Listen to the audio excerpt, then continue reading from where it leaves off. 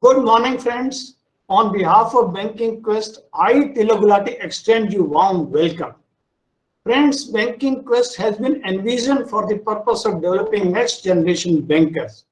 We have been achieving this objective through the medium of our illustrative website, analytical blogs, trainings, webinars, workshops, articles written in leading financial dailies, and also through our YouTube channel. Friends, I am happy to announce that we have trained more than 5,000 bankers. Friends, during this COVID situation, during this pandemic, we have conducted host of online training programs.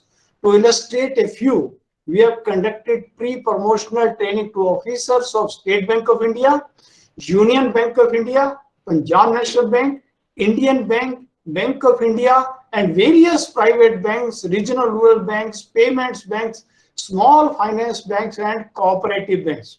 We have also conducted workshops for various banks.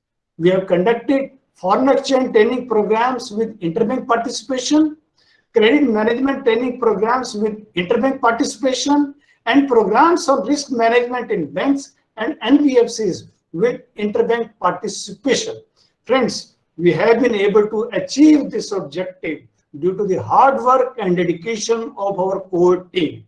To introduce you with our core team, we have Professor Rajiv Kishore Dubey, former chairman cum managing director of Canara Bank, Mr. Hargovind Sachdev, former general manager, State Bank of India, and head of Central European Credit Desk of SBI, Frankfurt, Germany.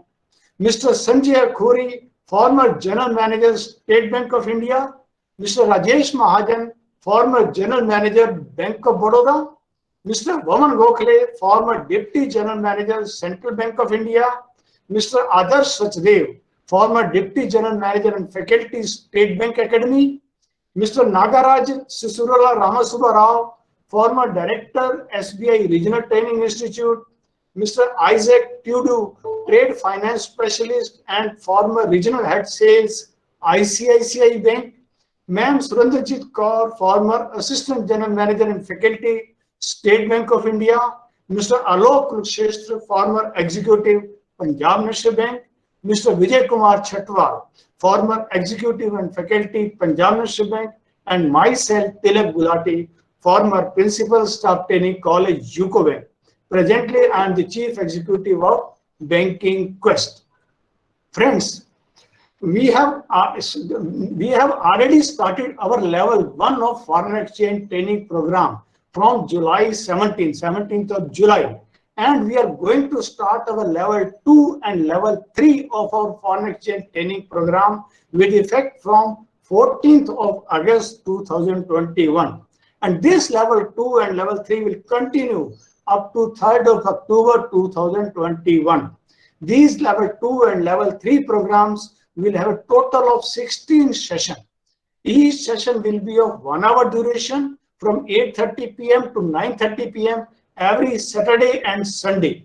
Program will be extremely beneficial for bankers, officials working in financial institutions, students pursuing foreign exchange management programs, exporters as well as importers. Any participants who register with our level 2 and level 3 program, we shall be providing him complimentary recording of level 1 program. Friends, today's webinar is coinciding with the concluding session of our level 1 of program on risk management in banks and NBFCs. This level 1 we started on 17th of June. Today we are concluding this level 1 program. So friends, we will be starting level 2 program from 3rd of August 2021 and it will continue up to 9th September 2021. This program is structured into a total of 12 sessions. Each session will be of 1 hour duration from 8:30 p.m. to 9:30 p.m. every Tuesday and Thursday. Mr. Rajesh Mahajan, former General Manager, Risk Management, Bank of Baroda, will be the program director. And for that foreign exchange training program, Mr. Hargovind Sachdev, former General Manager, State Bank of India, and Head of Central European Credit Desk of SBI Frankfurt, Germany, will be the program director.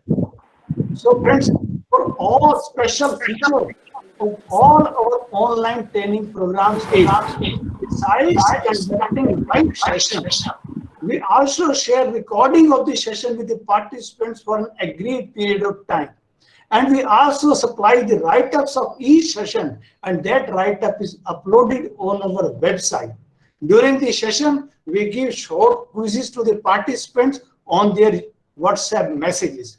And we also give periodical test paper, and on the concluding of the session, we issue a certificate to the participants for successfully attending the programs. So friends, on this webinar, we have the eminent bankers on the panel for discussion on recent frauds in banking industry. So I welcome all the panel members. I give heartiest welcome to Ma'am Ranjana Bose, Chief Vigilance Officer, UCO Bank.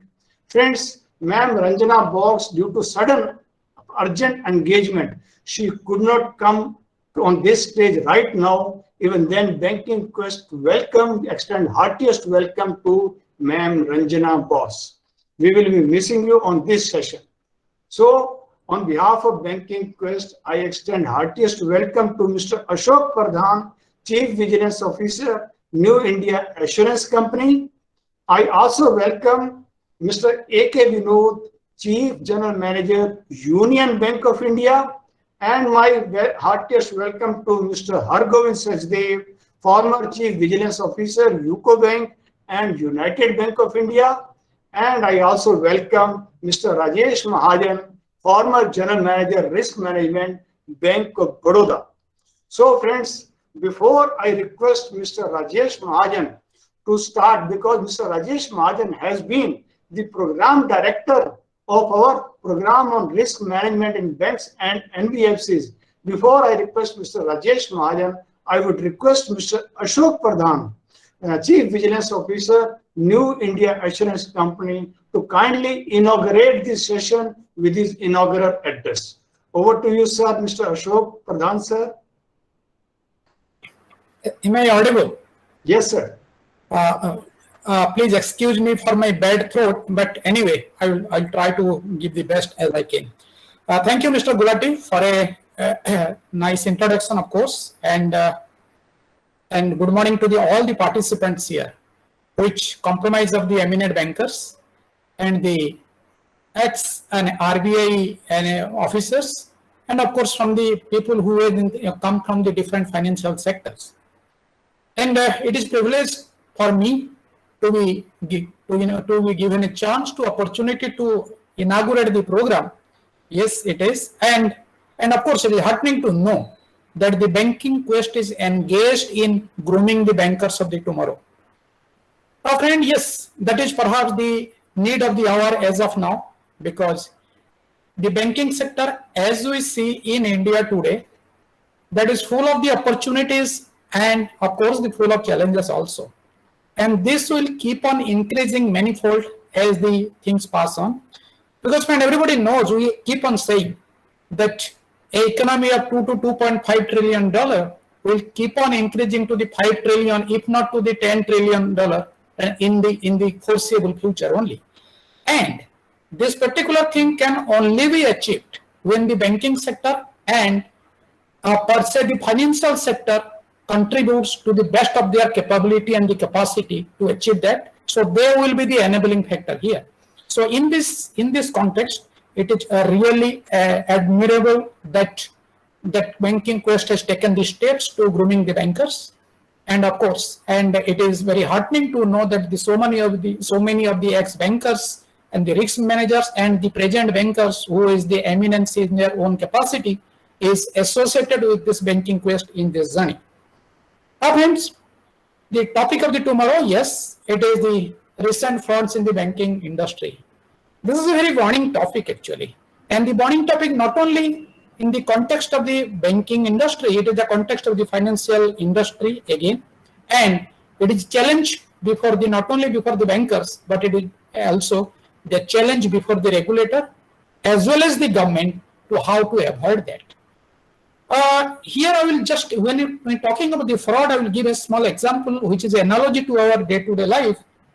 And what happens in our day-to-day life, in our personal life, when we try to or the envisage to do something, and when we analyze, we see that yes, if there is the outcome will be really adverse, and the probability of the outcome of the adverse nature is much more than that of the that its benefits, then we generally try to avoid that.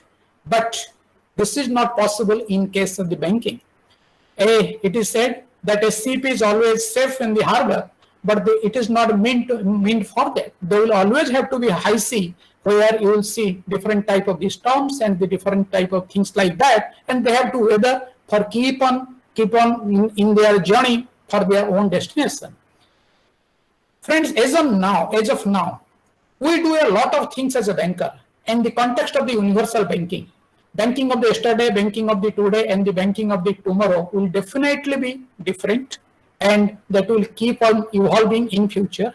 But everything said and done, the basic function of the banking, as defined in the Banking Regulation Act itself, that the duty of a banker to accept the deposit and for the purpose of the lending. By that process, they not only give some interest to the depositor, the stakeholders who has a high hope on that in a banking sector, but then generate certain profits for their own existence. And of course, there are different stakeholders like the shareholders and all that, they generate certain value for that. In that context, it is the banking is very important as on the date, and the duty of the bankers has to be the lending. And as I see that the lot many eminent bankers are here, and including the ex officers from the senior officers from the Reserve Bank of India, in their day-to-day life, when they were in banking, and of course many of them are still in banking, they might have experienced the pleasure of the large credit, and of course the pain of that when some of them ultimately ends in a fraud. So this pleasure and pain of the banking, that has to be addressed. And how we address that? There is a different way of doing that. This is keep on learning from each other's experience, keep on interacting with each other, and of course, it is not only the knowledge, it is the experience also, which many bankers have. Of course, many of the young bankers will get with the passage of the time in their own professional life. That will be very important for the and in the journey of the banking. So, friend, with all these words, I again welcome on my behalf all the eminent bankers and the personalities who are present here in this particular webinar of the today. And I hope Mr. Gulati and his team will take this thing forward in a nice manner. Thank you. Thank you, Mr. Ashok Pradhan. So I request Mr. Rajesh Mahajan, former General Manager, Bank of Baroda, and the Program Director, to kindly take over. Yeah, please unmute yourself, sir. First, Rajesh Mahajan, unmute yourself. Mr. Rajesh Mahajan, please. Thank you. Thank you very much, Mr. Gulati. And a very warm welcome to all the participants, my co-panelists. And at the same time, I highly appreciate the thought-provoking address by Mr. Ashok Pradhan. And sir, our endeavor in all these sessions were to create a risk framework which can ensure the resilience and the soundness of the banking system, so the financial system also in this country, and with the help of that we can arrest the losses as much as possible. During all these sessions, the focus was on the credit risk, market risk, liquidity risk, and the interest rate risk. Although in the case of the credit risk, we all are aware that whatever NPA, that will be a reflection, a mirror for the credit risk. Whatever we are losing in our trading books, that will be the market risk. But when we come to the operational risk, there is a many factors. So in order to address that, we thought, let we have coverage of few such scams or few such frauds or fiasco, we can say, which happened in very recent past. And why these accounts have been chosen? Because on the public platform, there is a lot of information available about this, and lot of in general public is very anxious to know what exactly happened and where as a risk management we failed. During this process, during in our panel discussion also, and during in our briefing, we are not going to pass any judgment. It will be all information to the best of our knowledge, and whatever we have come across in the public platform by way of the information which is available. What went wrong in the happening in addressing the various management issues, and how much the economy, how much the system that is impacted by this. So the trigger for this was the annual report of Reserve Bank of India. So Reserve Bank of India data, in case if we collect from the frauds point of view, from 2009 and up to 2021, in 2009, as far as the number of frauds were concerned, they were 4,372. But by 2020, it was double in number. This was 8,700. Whereas the amount of the frauds were limited to few thousands, only about 25,000. But as of 2022, the total amount which was involved in the fraud was 1,80,000 crore of rupees, which as per the latest annual report of Reserve Bank of India, in 2021, this amount was 1,40,000 crore of rupees, but the number of cases, they came down to 7,400. So that has basically forced us to see what is going wrong. Why we have started this data from 2009, all of us must appreciate that the subprime crisis happened in 2007, 2008. And thereafter, the regulators, the different governments, and in different jurisdictions, they were very particular about strengthening the financial system, and particularly the banking, and the Basel III was introduced somewhere in 2012. And still we could not arrest these losses. So what is basically wrong? This will be the basic issue what we are going to discuss during our panel discussions. And in order to just elaborate the number of key players which are present in the banking system, public sector banks, or if it is a private sector bank.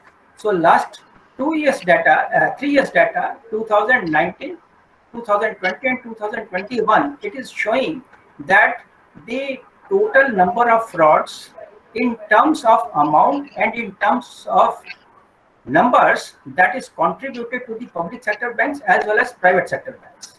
So 2021 data is showing that the 59% in terms of the amount involved, it was by public sector, and 33.5 was by the private sector. And in number of frauds, 39.4 in the public sector and 50.4 in the private sector.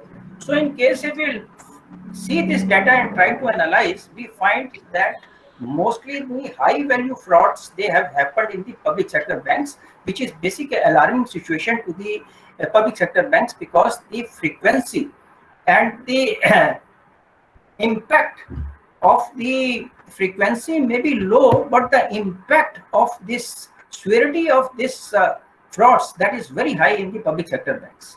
So further, in case if I show you the data, 99% of such frauds, they have happened in the advances.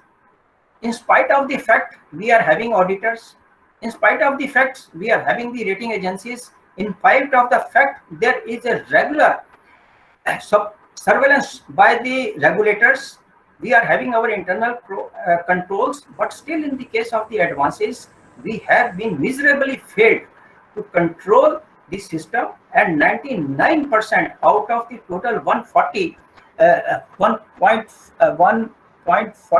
lakh crore of rupees, 1.37 lakh of crore rupees, they are only in the advances. So keeping this thing in mind, we have chosen the 5 scams. First 4 scams, they are during the year 2018-19, and 20.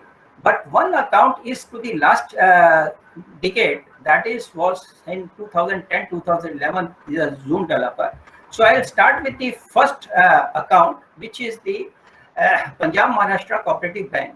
This is one of the top 5 cooperative banks before this scam has happened. It was founded in 1984, having 137 branches, network of branches. Total deposit as on 31st March 2009, that is before the scam, it was 11,617 crore. Total advances 83 crores. Net profit 99.69 crores and net worth 1,259 crores. With all the parameters, the bank was doing very well as far as the balance sheet is concerned, as far as the data disclosure is concerned from the bank. But all of a sudden, when the scam came into the existence, what is the scam that we will see? But as far as 31st March 2020 figures are concerned, so the total advance is reduced to 4,472. Net profit was 6,934 crores and the net worth was totally eroded and the bank has collapsed. Bank has virtually collapsed. So according to the FIR filed,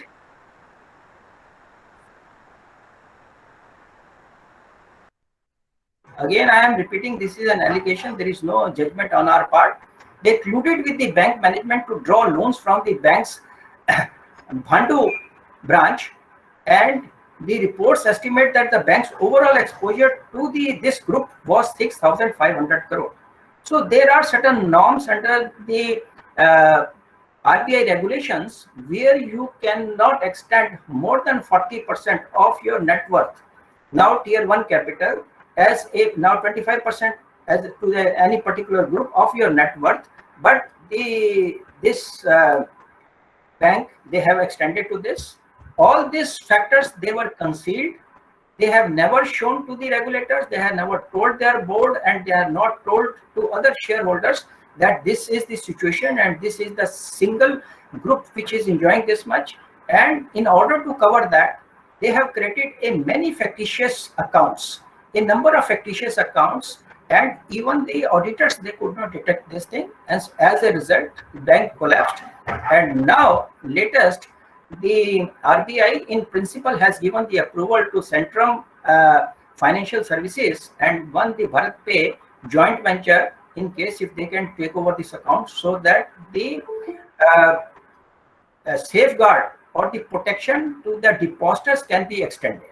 So this is the present situation as far as this bank is concerned, and the charges are credit concentration from the risk management point of view, and second is the failure of the internal controls and the wrongdoing and the underreporting of its exposure, and there is a failure on the part of the regulators and the auditors. So with this particular briefing on this bank, I will request Mr. Gulati to initiate the panel discussion on this particular bank, and so that one by one we will be moving to the other cases. Yeah, thanks, Mr. Mahajan. So honorable panel members, so my first question is on the PMC Bank. My question is to understand the role of auditors, bank's board, and regulator to cut the fraud in its initial stages. Actually, as Mr. Rajesh Mahajan has told, in 2018-19, somebody is unmute, please mute yourself. In 2018-19, the bank had reported a net profit of 99 crore in its annual report. The bank showed a gross NPA of 3.76%, which was good performance as compared to public sector banks. However, it is now clear that bank presented false financial reports to hide the bad loan mess and allegedly colluded with HDIL and other companies.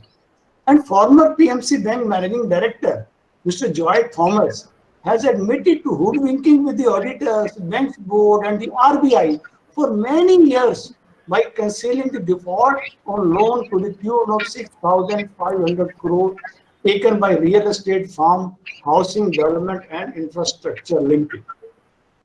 Report estimate that the bank's overall exposure to HDIL group at around 6,500 crore, that is over 73% of all the bank advances.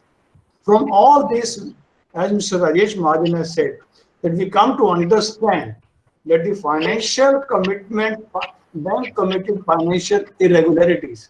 It had credit concentration to a single group, then failed in its internal control and system. Internal inspector failed to detect irregularities at such a large scale. There was an underreporting of its lending exposure, and regulators were not going to ability to detect irregularities at early stages. So, my honorable members of the panel, please on the basis of that. Yeah. Yeah, may I? I'm Vinod here. Yeah, Mr. Vinod, yeah. At the very outset, I would like to thank Gulati sir for inviting me.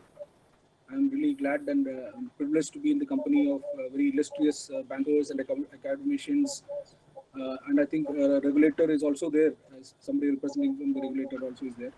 And all the banking colleagues, aspiring colleagues, who would like to update their knowledge and also revisit the basics.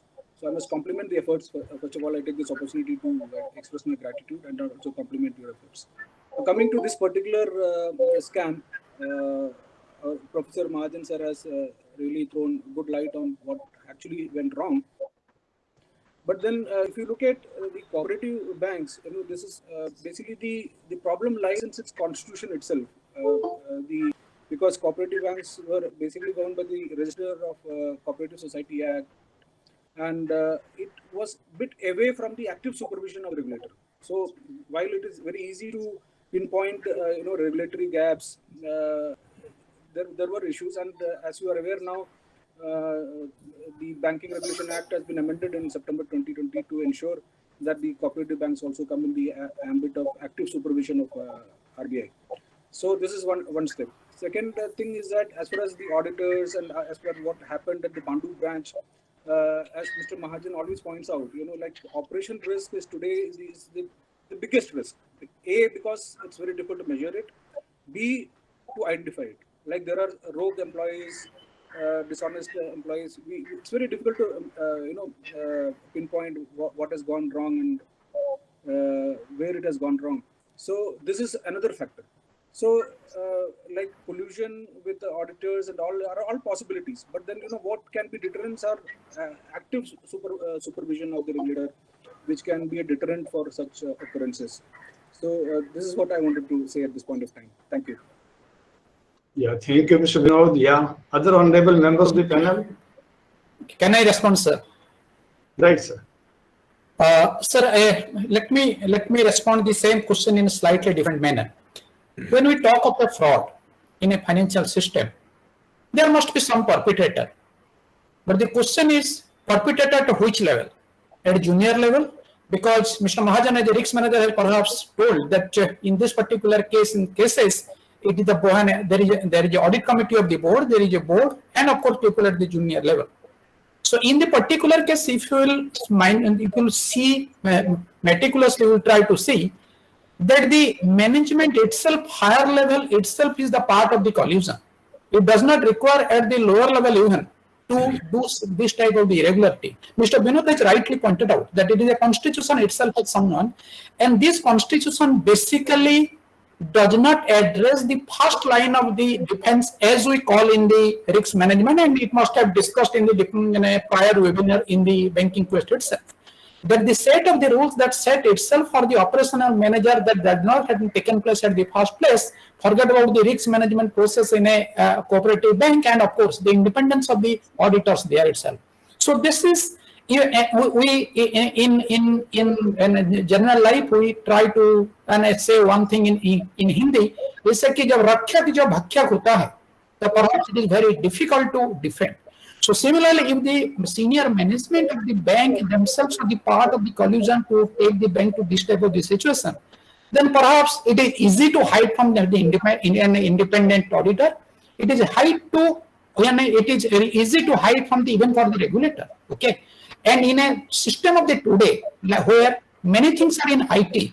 When the people are creating the parallel set of the transactions in the system, then many times it does not come to the light and in the eyes of the regulator as well as the auditor, and that is a precise problem.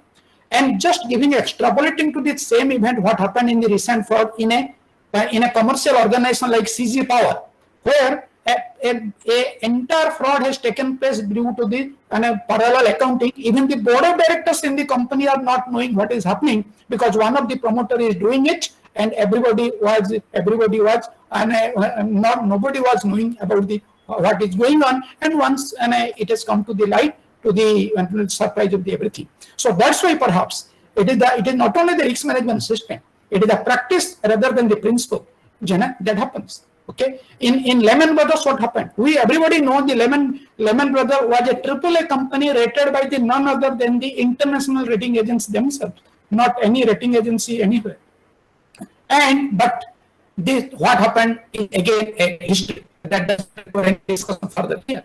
So, friend, it is a question of the participating risk management, not only the principle and the practice. And when you come to the practice, it is the perhaps the highest responsibility lies with the board of directors to implement that. Thank you. Yeah, thank you, Mr. Ashok Pradhan. Yeah, Sir, may I say something? yeah. Any May other I say honorable something? members? Mr. Satyava, Yeah. Yeah, I say, vertically, Hemlata, please wait. Yeah, Yeah, honorable let Nidhi want to him say, say, yeah. let him say. गुलशन को वीरान करने के लिए बस एक ही उल्लू काफी है, हर शाख पे उल्लू बैठा हो, अंजाम गुलिस्तां क्या होगा. If only the customers of this bank were having some fraudulent intentions, and the management at the counter level, at operational level, at conceptual level, or at decision level were cautious and had auditors of some trust, integrity and repute, this thing would not have happened. A 100 crore profit making bank becomes a 3,000 crore loss making bank overnight. Friends, Mahatma Gandhi has said there is enough in this world to meet everybody's need, but there is very little to meet everybody's greed. The greed of the particular customer overpowered him, and he became 76% owner of the various debt assets of the bank. So there were failures of the system in cross-checking the group exposures. All the top management was always, a sort of evergreening their figures, and the auditors, they were only seeing the incremental growth in the business. They were never into the KYC of the borrower who has borrowed the funds. So this is one thing which happens in a crowded bank, a bank owned by a few individuals. As such, the RBI guideline of broad-basing the equity after 5 years of floating of a private bank is very far-sighted. And once this equitable distribution of the ownership of banks takes place, I feel such frauds will be curtailed. Thank you. Yeah, thank you. Yeah, my request to all the participants, if you have any question, you can jot down the question in the chat box also. before Hemlata ji. before ma'am Hemlata is saying something, let me welcome Mr. Arun Srivastava, ex-chairman Syndicate Bank. He is in our participant audience. So, Mr. Arun Srivastava, very warm welcome. And in case, Welcome, sir. Yeah, and in case if you want to contribute anything, you are most welcome. so welcome, Mr. Srivastava, sir. Yeah. Over to Hemlata, please. Yeah. Yeah, thank you. And I was just going to say what Mr. Sachdev just said. And it was exactly this, that the auditors were just, skimming over the accounts. I think they were never deep diving into the accounts. A. B. If this HDIL was such a big customer, it would have been in the fitness of things for the auditors themselves to go and verify the accounts of HDIL, which they normally do in public sector banks. Because if they see that certain customers, we always have that embargo of 25% group exposure and all that, and for that they sometimes insist that they want to go and verify, and that is how 2 or 3 scams came out in our bank. So for a small cooperative bank like this, I wonder why the RBI inspectors at any time, or even the auditors, the statutory auditors, did not feel it proper to go and verify the accounts of HPIL, then, the scam would not have taken such a shape. A. B. All the time we say that, the regulator finds out who the person is fit and proper to run an institution.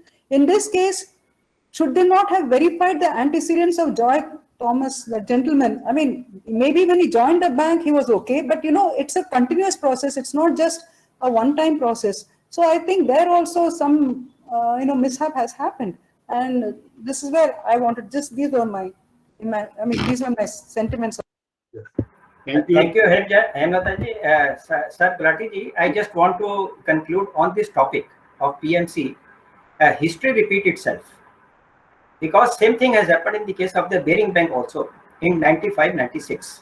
Single person at the age of 25-26, he has collapsed that bank, where the net worth of that bank was $0.65 billion, and the total losses were $1.30 billion.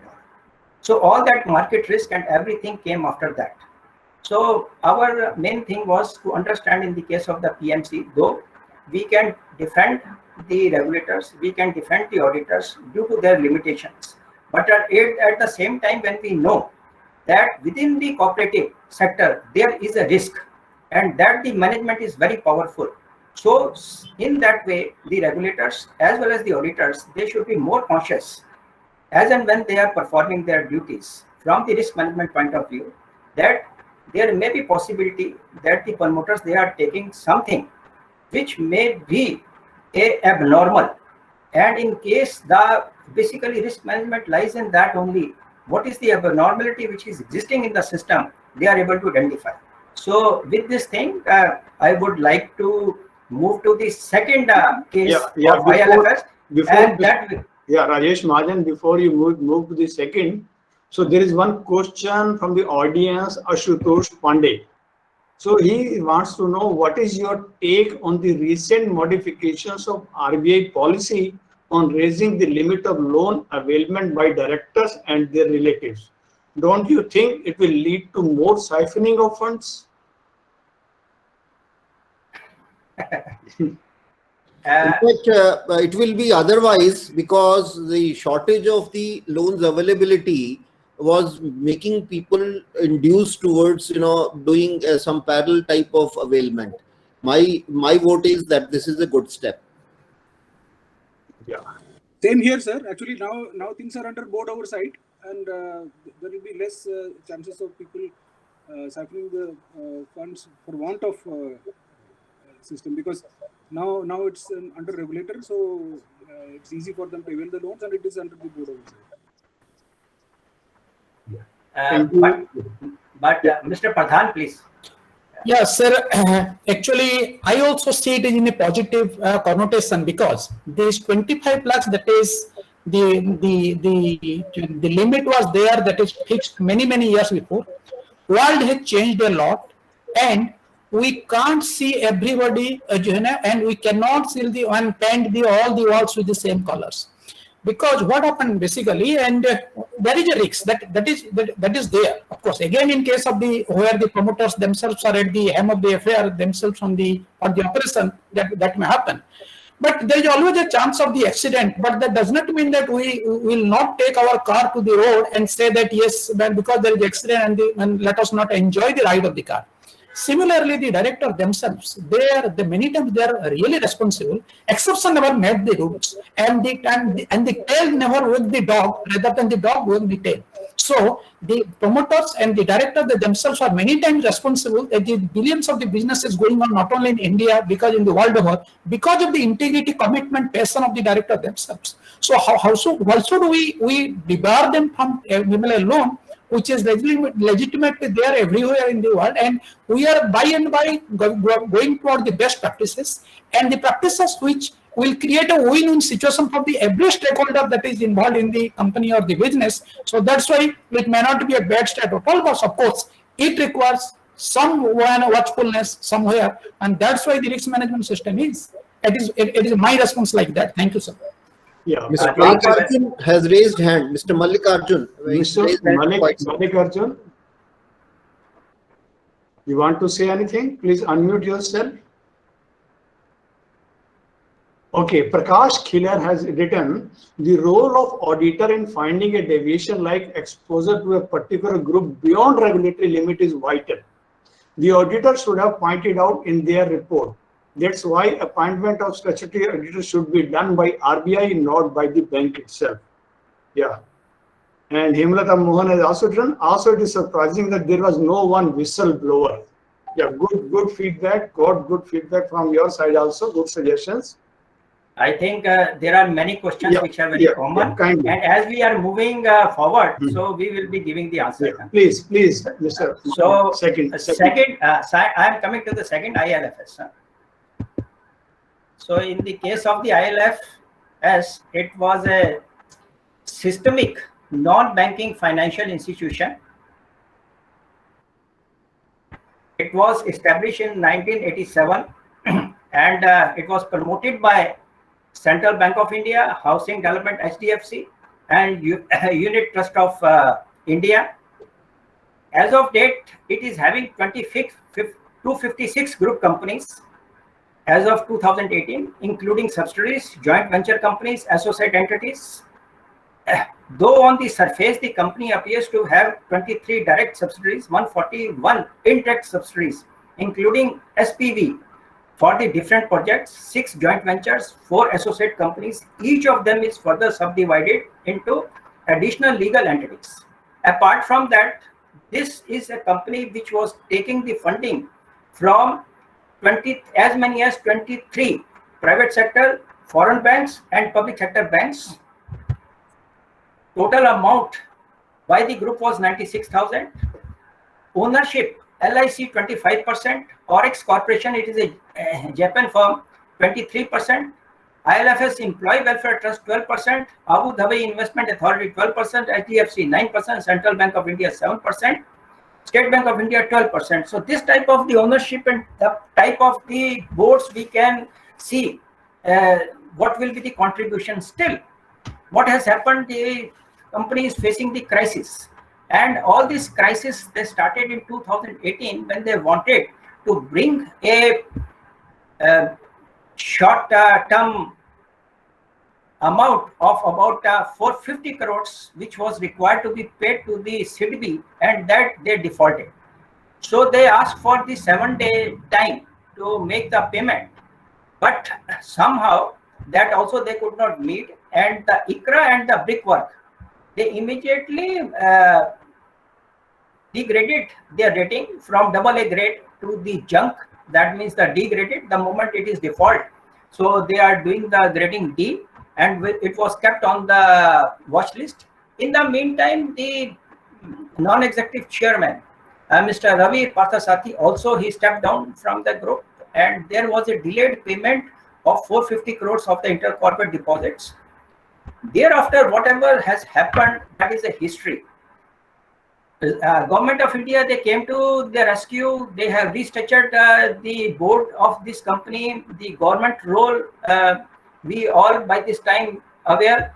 And the total revenue of this company was in 2018 was 1,734.12 crores, which came down to just 50%, 823.99 crore in the balance sheet of 2019.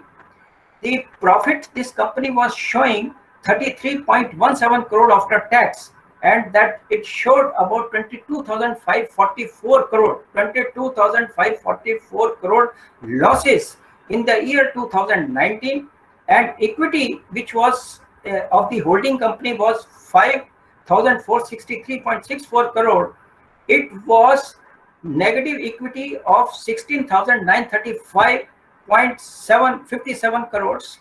And latest in this case of the ILFS is that Punjab and Sindh Bank, they have report an account as a fraud account to the RBI, and where their involvement was 561. Serious fraud cell of the CBI, they are investigating to the role of the various top management people, those who are involved in the helm of the affair.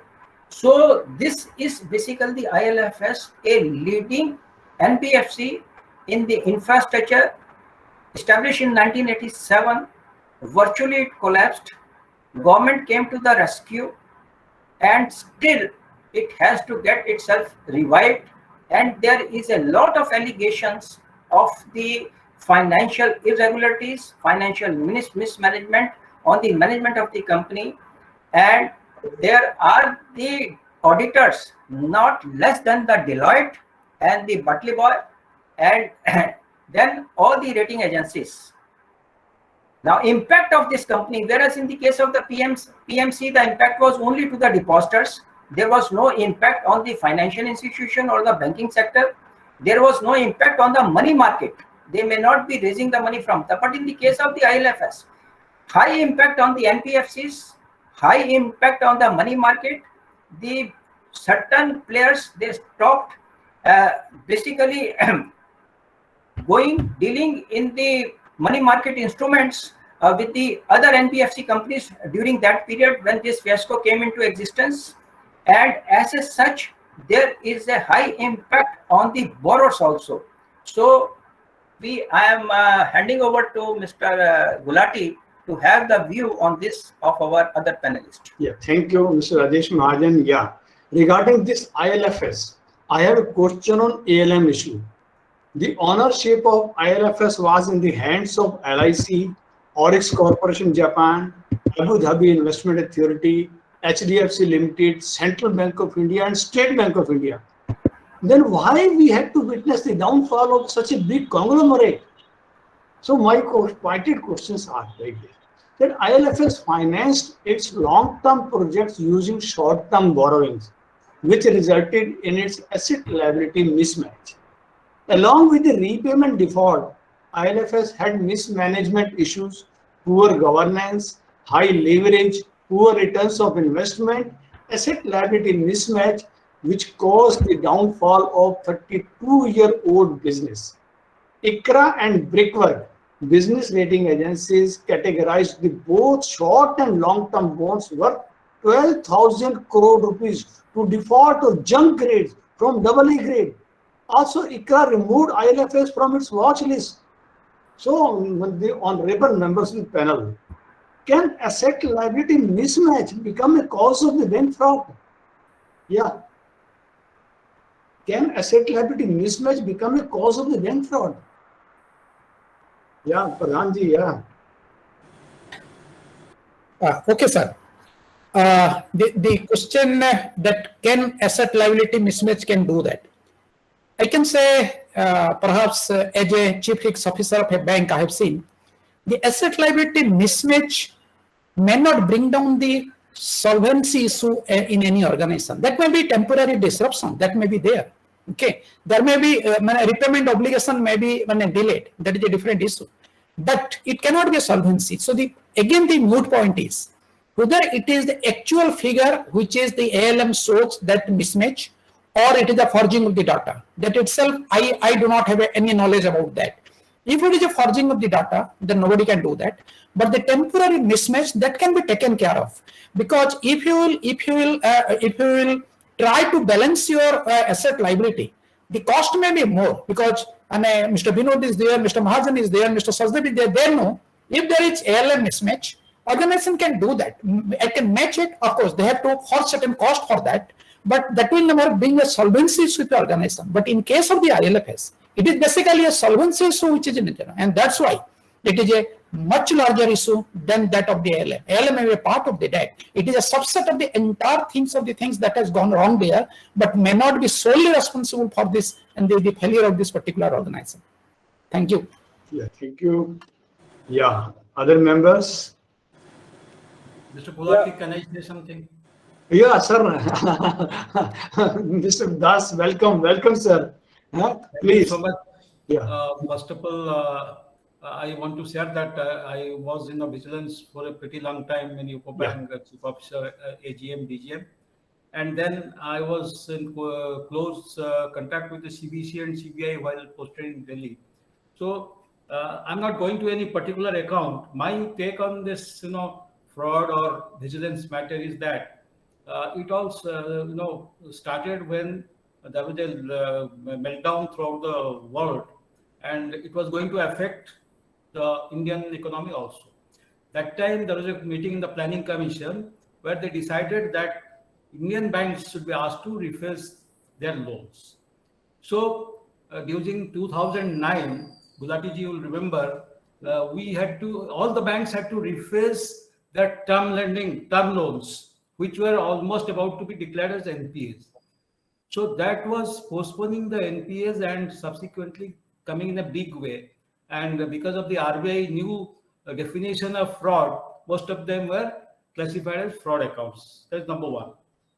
Number two, the failures of the term lending institutions in India, like ICICI, UTI, IFCI, IDBI, led to a situation where there was nobody to finance the term loan, project loan, and the banks, commercial banks, were forced to go for term lending, for which they were not prepared. You said about the asset liability mismatch, all these things. Naturally, it started happening in the banks also, because we were supposed to give certain loan, working capital loans, but we were asked to give term lending.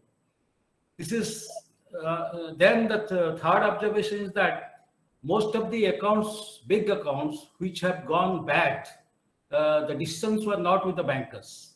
Let me be very, very frank. Most of the accounts, the decisions were taken somewhere else, and the bankers had no guts to oppose also. So this has also shown the result.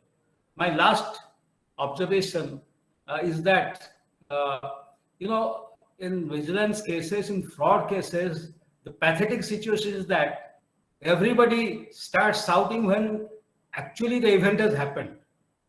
Till now, I have not seen a big case where either CBI or CBC or banks vigilance has gone into the case to prevent it to happen.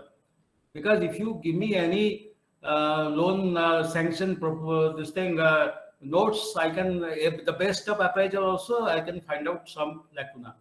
So when it is going to happen, why nobody is ringing the warning bell? Why it is not being prevented after everything is happening?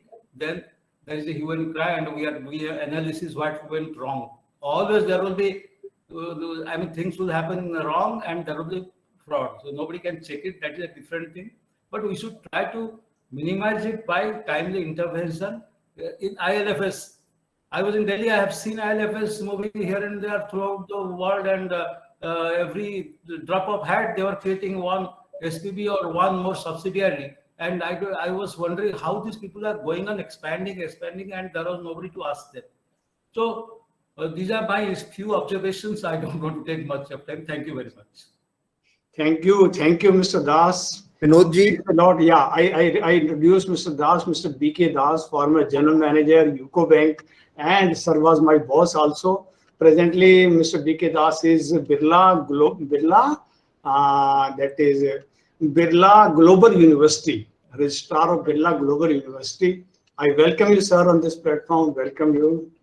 Yeah. Mr. Vinod.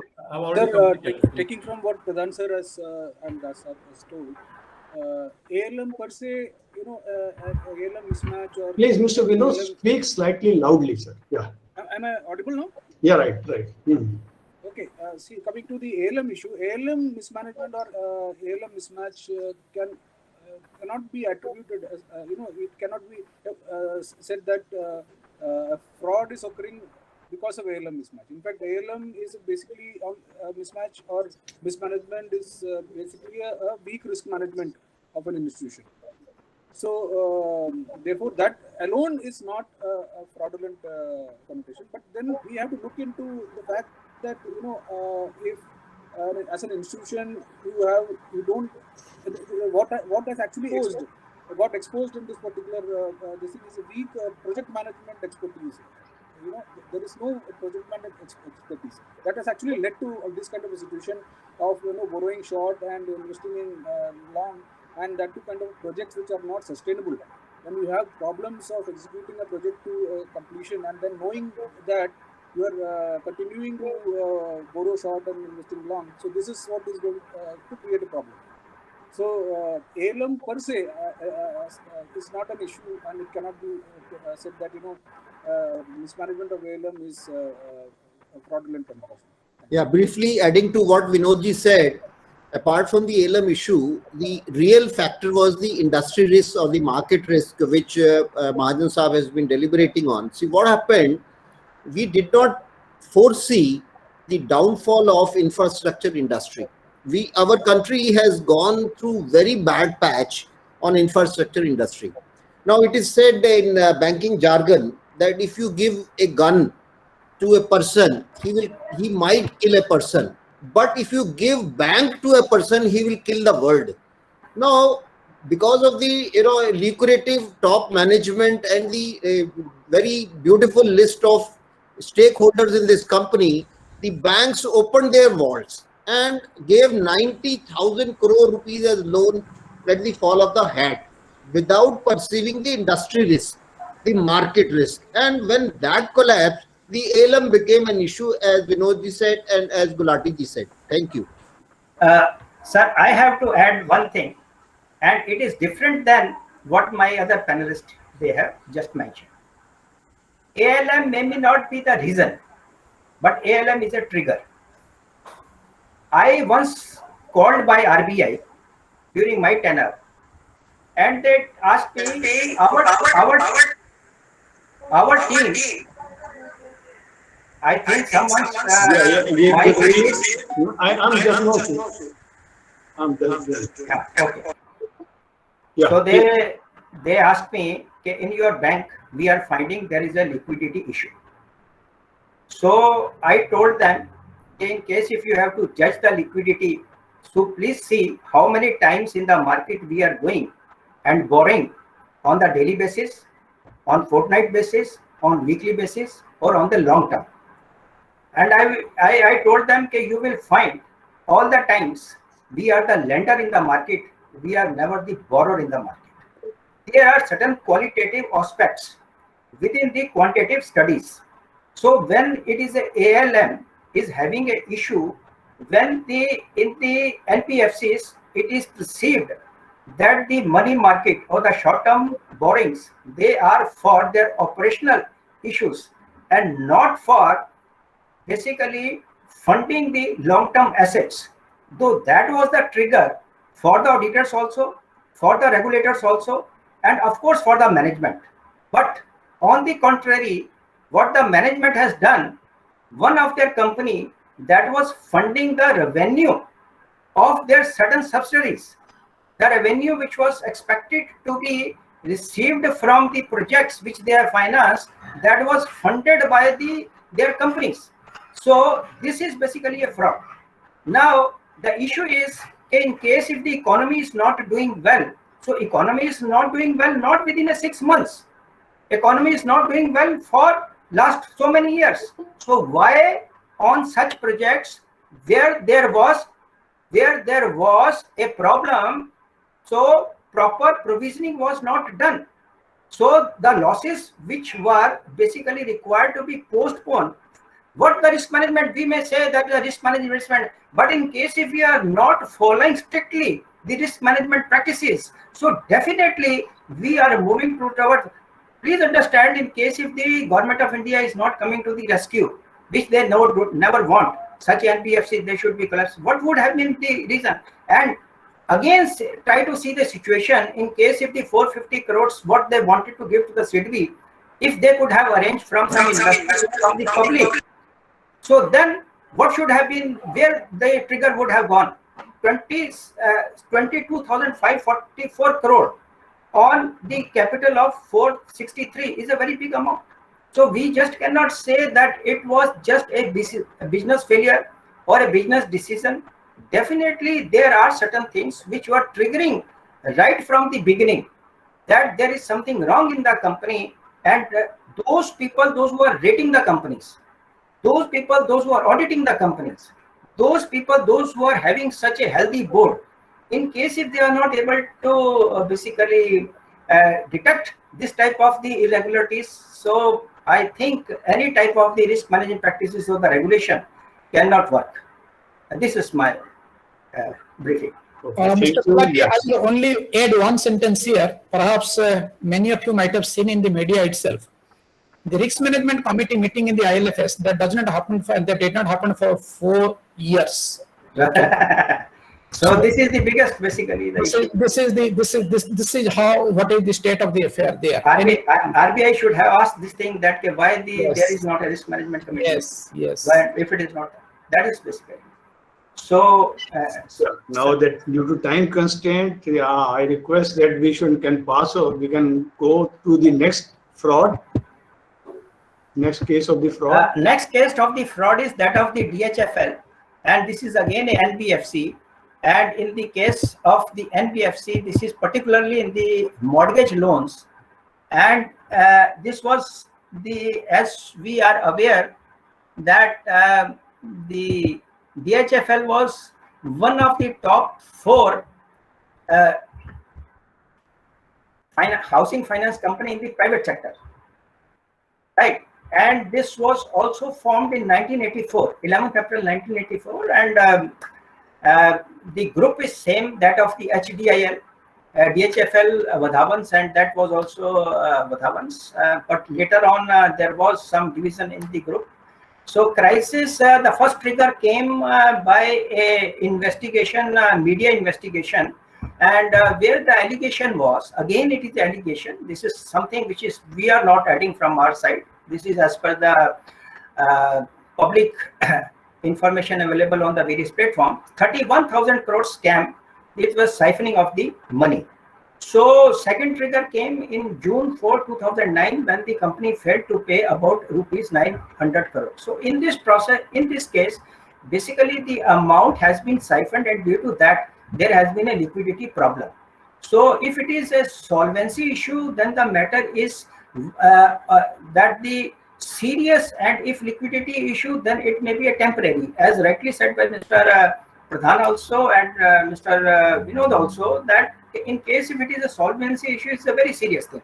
But in case if it is a liquidity issue, and in case if the company is having otherwise good financials, so they can resolve this temporarily. But it was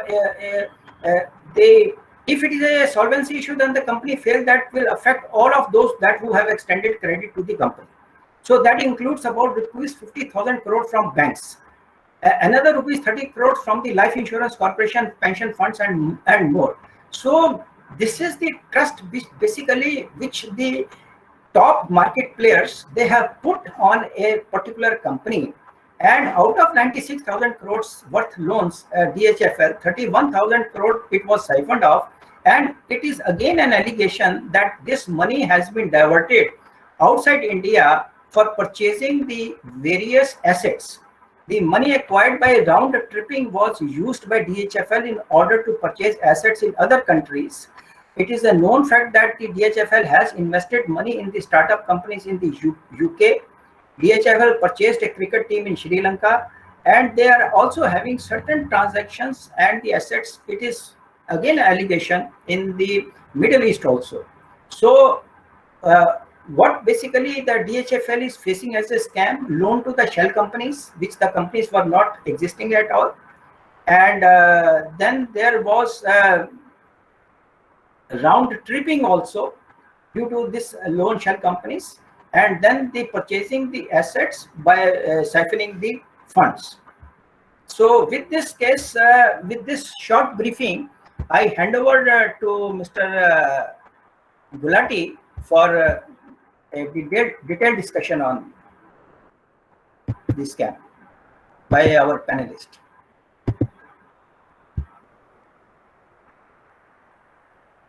Sir, you are mute. Gulati ji, you are mute. You have to unmute. Yes. Yeah. Okay. Thank you. Yeah, friends. This question on this DHFL, this involves promoters' connivance with the management. We are talking about the frauds concerning large corporate advances right now, and large corporate houses are professionally managed. Then how the promoter can cause undue influence on the management? We take the example of this DHFL. In January 2019, Cobra Post claimed that the company's promoters were involved in rupees 31,000 crore scam to siphon off money through shell companies. DHFL has faced a series of downgrades by rating agencies on its debt over the past 2 months. Out of this total 96,000 crore worth of loan taken by DHFL from other banks like State Bank of India, Bank of Baroda, it allegedly drained 31,000 crore to these shell companies. So my question is, why big professionally managed banks like State Bank of India, Bank of Baroda or other banks could not visualize that the promoters were siphoning off large amount of funds through shell companies? So over to honorable members. Why it was not visualized earlier?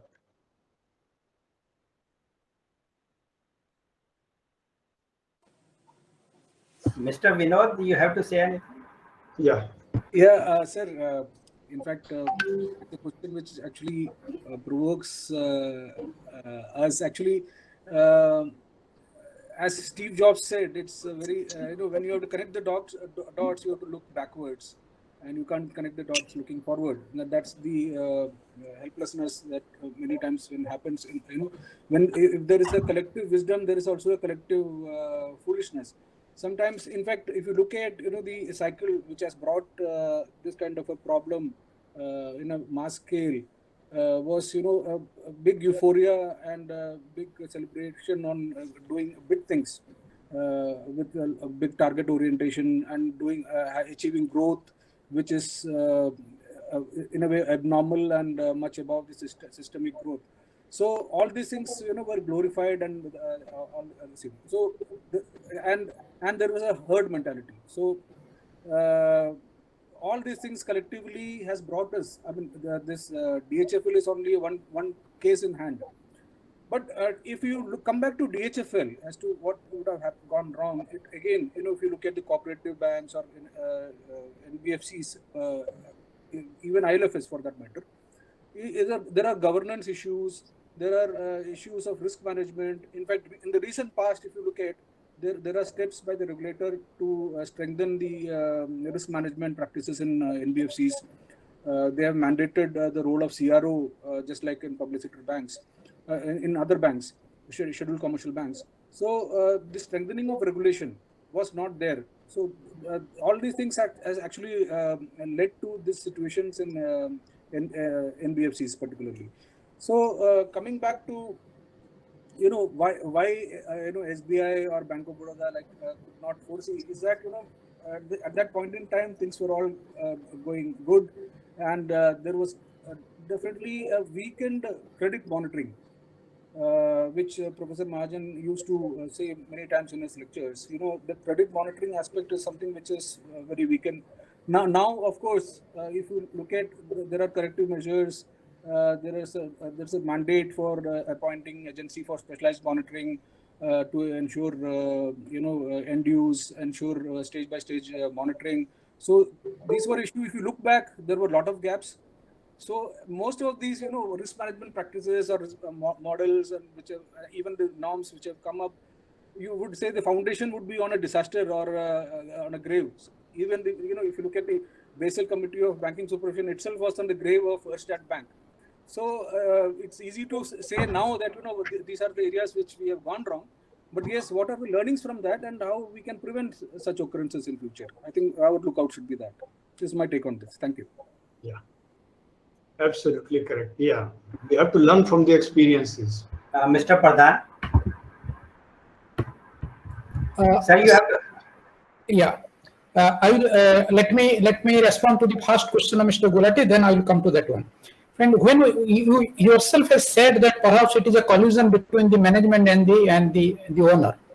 In India, we have two types of the business generally, as we know: family dominant management and the professional dominant management. And these are the companies, some of the where we have seen the frauds.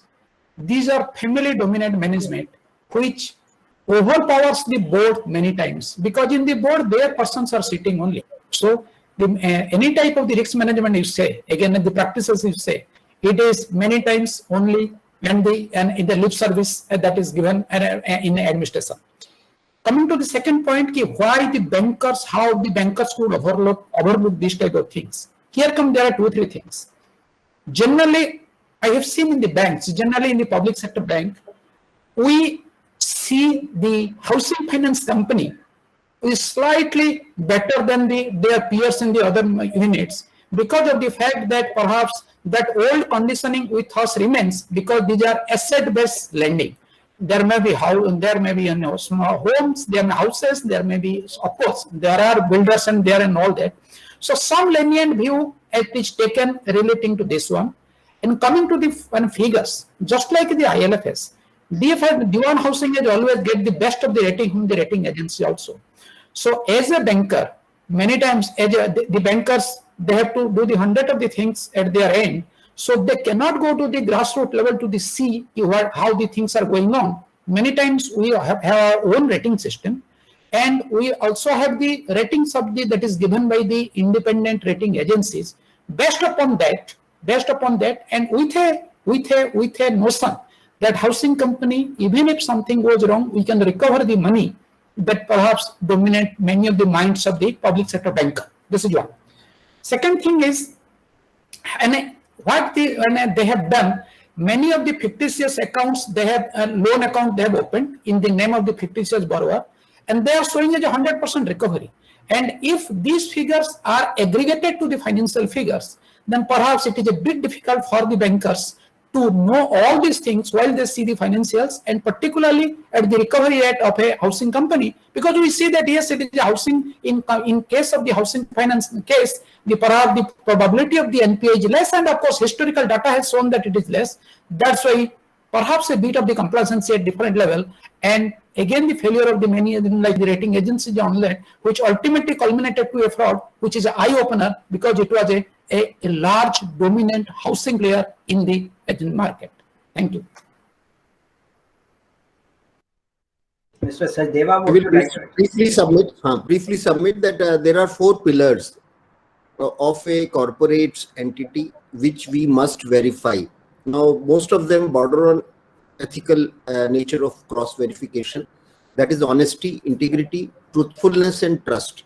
These people were lacking in everything. As Mahajan Saab said, they are the same guys who were also involved in PMC scam. So we were somehow, overawed by the volume of their businesses, and we were not checking that the funds are flowing into their subsidiaries and then flowing abroad for personal asset creation. That is where the major failure was there, and these guys enjoyed the bank's funding. I fully agree with Sachdeva ji that the qualitative aspects.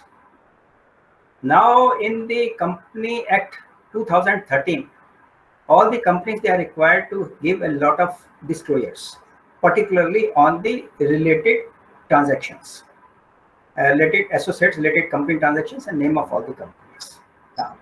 So issue is that whenever some company is expanding, this is a learning from the ILFS also, from the DHFL also, when the expansion is taking place, whether it is organic or whether it is inorganic, from where the funds are coming. And during this period, at least whosoever is the financer, maybe the banks, maybe the private equities, maybe other investors there, or maybe a foreign banks, they must understand from where the money is coming, whether they are having that capacity to invest, whether they have been in a position to generate that much from their existing business that they are in position to divert for the expansion, or whether the expansion is out of proportion. Perhaps I think these are certain qualitative aspects where still we are lacking. So leaving it here, let me move to the next, and that is going to be very exciting. That is the Nirav Modi case. So in the case of the Nirav Modi, I think all of you in the audience that is aware, and I need not to tell much about the details, is a customer of Punjab National Bank, and through one branch only, he was issuing the buyer's credit, and he was not having any sanction limit for the same. Started with a very nominal amount in 2010, 2011, and by the time this came came into existence, the total amount was to the extent of 11,356.84 crore. And we also know there was no compatibility between the two systems. One was the SWIFT and other was the CBS. At the technical level, nobody could detect. There was a circular in 2016 by the RBI, where the RBI has asked all the banks to create this compatibility between the two systems. So how this was unearthed, please understand, for 6 years, this was continuing. The money was paid through their nostro. Whenever the buyer credit was there, either it was Allahabad Bank or it was a Union Bank or it was a Axis Bank or other banks, all that banks, they were crediting in the nostro account. From there, they were withdrawing the money. And again, for the payment in the past, so they were creating the nostro, money was coming in the nostro account. So somehow within the system, whether we say this is a system failure, whether we can allege that this was to some one account or something on the auditor, something on the rating agencies. So this is something I think we should have some good debate on it. Yeah. Thank you, Rajesh Mahajan ji. Yeah. So, honorable members of the panel, my question relates to the height of oversight of operational risk in the bank. In the Nirav Modi case, a single employee can cause such a big damage to the bank, and nobody was aware of the fact, neither bank management, internal, external auditors, regulators. Why it was not visualized that SWIFT message should be linked with bank's core banking system? So, over to you, yeah, the honorable panel members.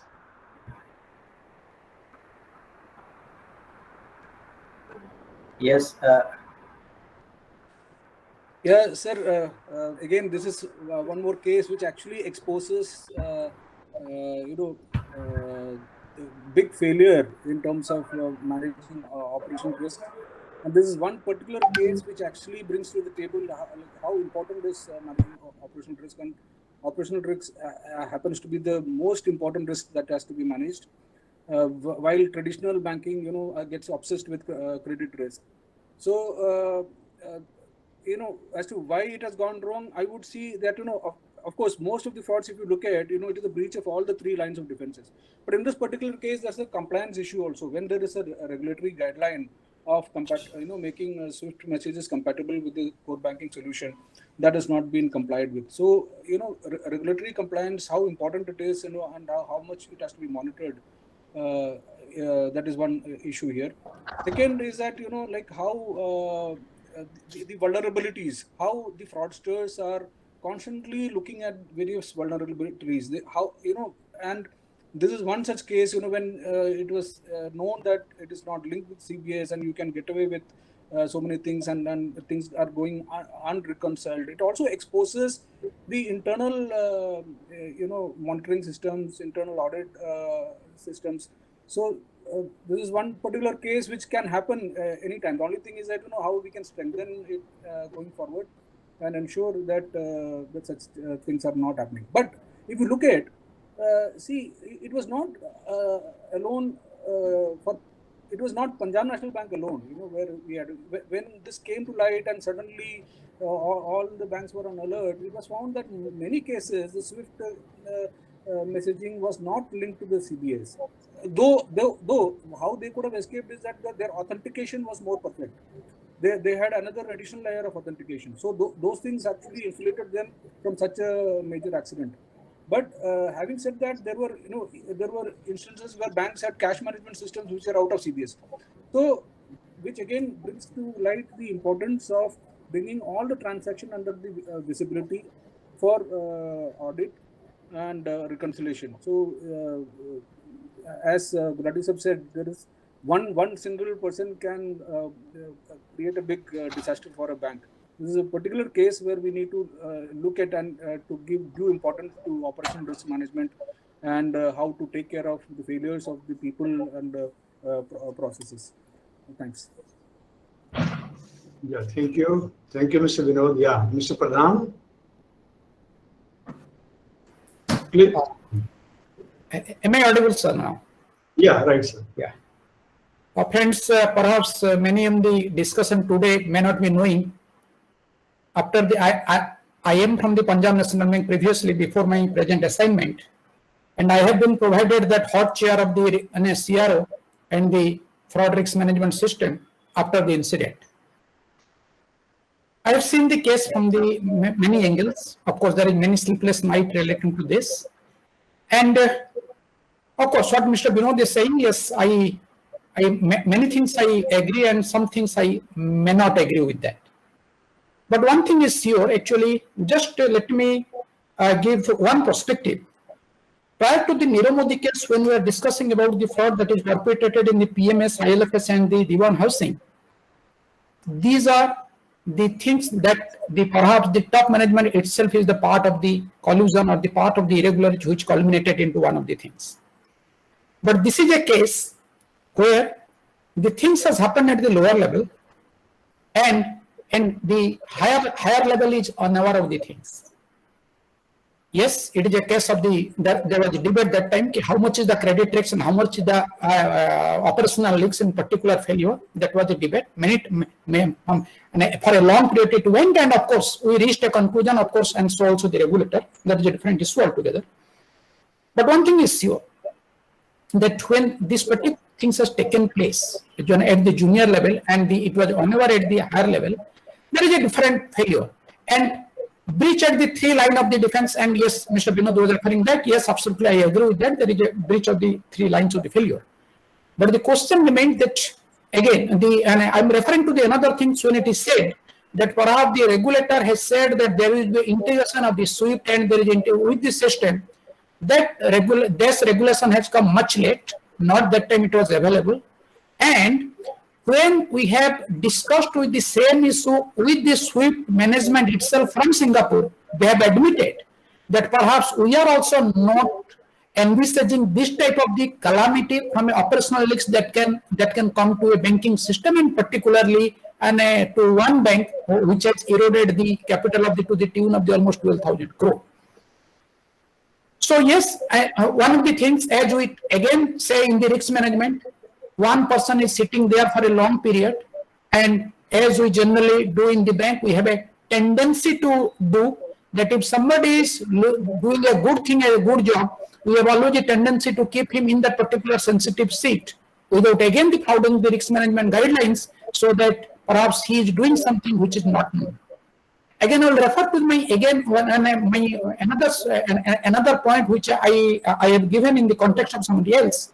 When the things went wrong in the system, which is a parallel system, then it is maybe difficult for the management, but the auditor should have taken care of that. And that is perhaps the last line of the defense that has failed in that particular case, and ultimately it culminated in a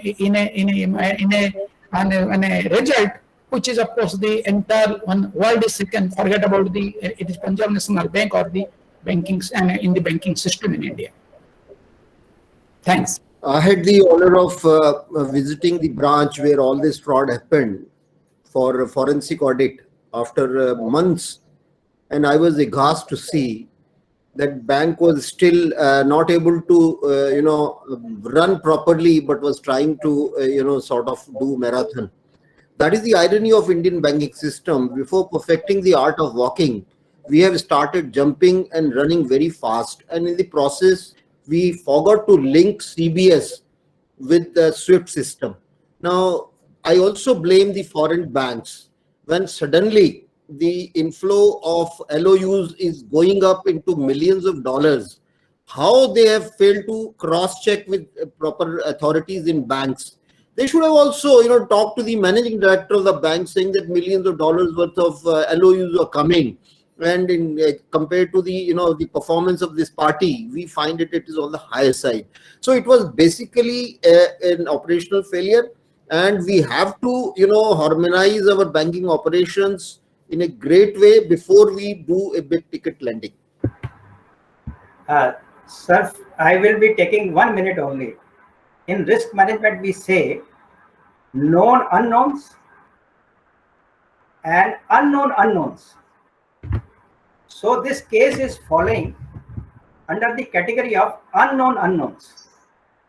In the case of the management, we know they can be in the malpractice, known, unknown. But this particular management will be doing or not, whether it is a PMC, whether it's DHFL, or whether it is this.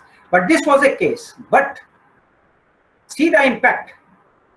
Market capitalization of Punjab National Bank.